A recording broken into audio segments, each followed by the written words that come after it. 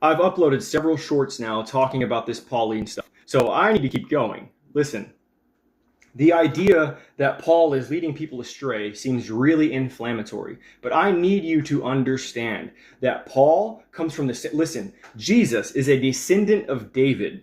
Okay, the stuff that Jesus was going to do was prophecy thousands of years ago. Okay, the stuff that happened to Abraham being cast in the pit, all this stuff, then being appointed to some political power, is very much like Daniel.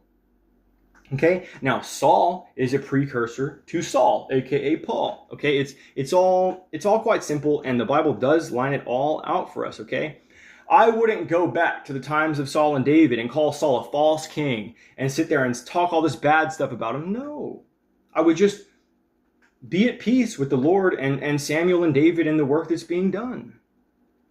Okay, but understand, following Paul's writings is as silly as following King Saul. King Saul was a vain, wicked man who went and performed a sacrifice on the altar even though he knew that he was not supposed to. That's Paul too. I'm sorry. Paul is a bro and I love him. But you need to understand, was Judas someone that Jesus trusted who betrayed him? Or was Judas someone who was put in a position because God knew exactly what he was going to do? You need to understand, Judas didn't know that he was betraying Jesus. The Bible tells us that he was possessed by the spirit of Satan. And Satan is deceitful. And Satan whispered in Judas's mind and ear and heart that if he went and had Jesus arrested, that Jesus would do what he was supposed to do. Because